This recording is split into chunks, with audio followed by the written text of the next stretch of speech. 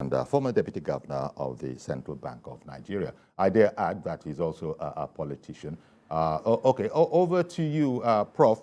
That story was just illustrating one of the aspects of our subject of discussion, oil theft. Could you put that in context? Everybody knows it's a bad thing, but in terms of the ills of or what is ailing the economy, how important, how significant is that amongst the other things that are troubling our economy? Yes, it's oil theft is hugely important. We lose, estimates say, about 300,000 barrels a day, to oil theft. If you calculate this at an average oil price of about $100,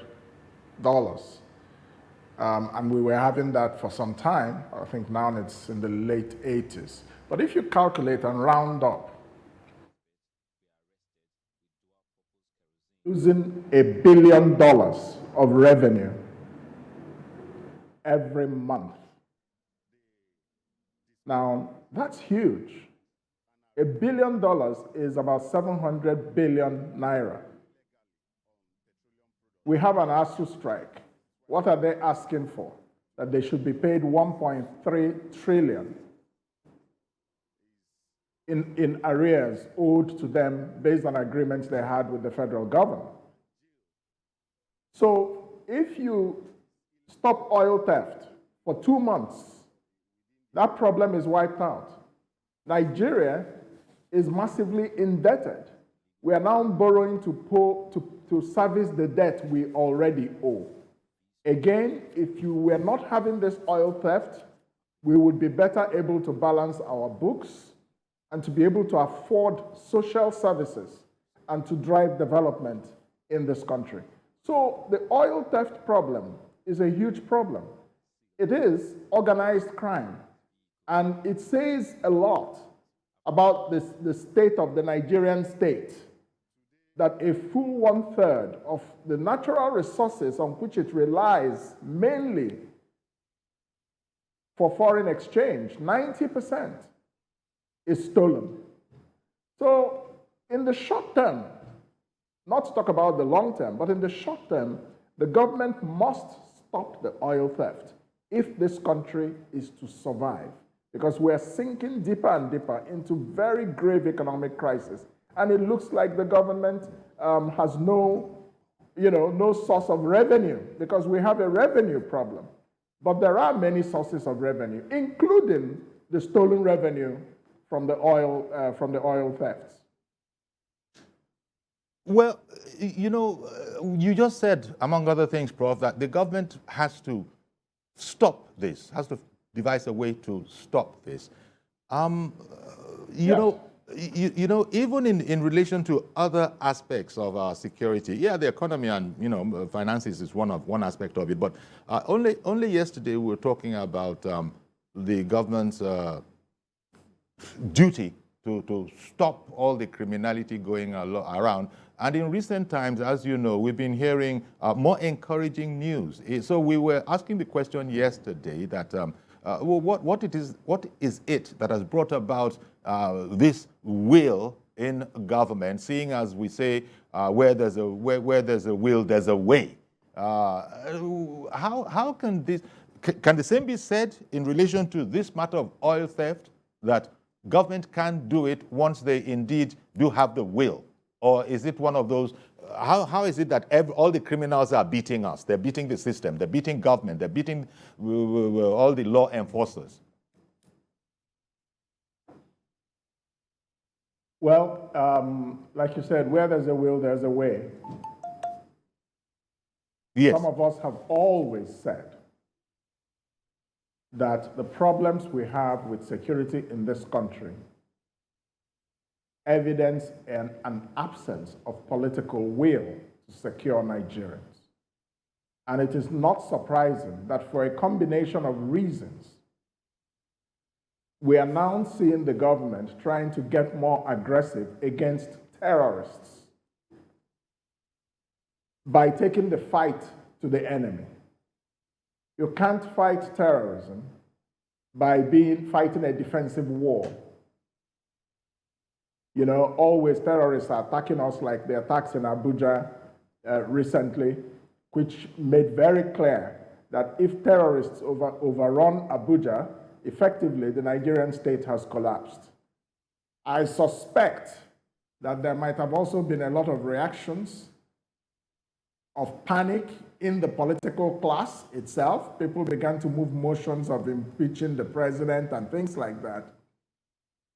Then, of course, the diplomatic community, everybody was worried for their safety. And I think people began to realize that we cannot continue to take excuses anymore.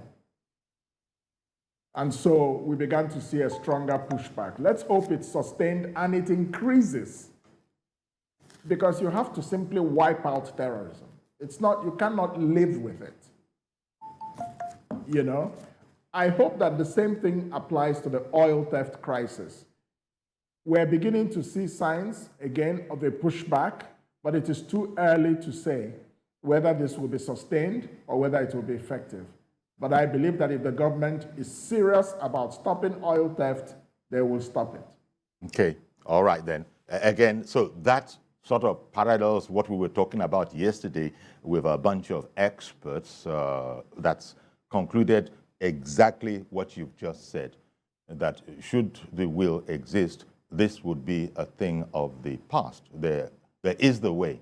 We were saying that yesterday in relation to the military getting marching orders to do the needful, and apparently they now have got the marching orders. But Prof, let's move on, so to speak, to the issue of the value of the Naira, which most of us have come to learn that the way you know that is compare it with other global currencies, principally the dollar. And I was just saying at the top of the program that there is this thing we call in Nigeria the official rate, which is cited today at 426 Naira to the dollar. And then there's the either parallel or black market rate, whatever you want to call it, that is, you know, exchanging for between 702 and 711 Naira to the dollar. 426 to 711 to the Naira. Help us understand how our dollar really, I beg your pardon, how our Naira fell to that, you know, that abysmally low level. I recall not exactly an eternity ago when Nigerians were complaining that the Naira is now 30 Naira to the dollar. This is a crisis. This is disgraceful. 30 Naira at the time. Now look at where we are. Prof, how did we descend to these depths? Well, it's a combination of Nigeria relying mainly, if not only, on oil to earn foreign exchange, on crude oil.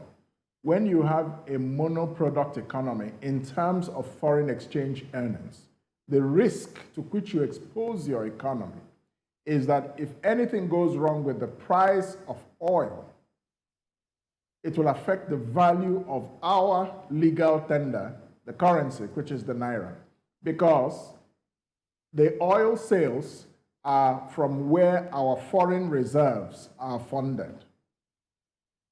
And the reason, the main function of the foreign reserves is to safeguard the value of our currency, because it shows that we can pay for imports for several months, and that creates confidence in international trade. Where people begin to see the foreign reserves falling, and that happens where the price of oil goes low, or where the production of oil is very low, or where the price of oil may be high, but we are spending virtually all our income from it on subsidy, petroleum subsidy. Any of these circumstances creates a massive structural imbalance in the foreign reserves.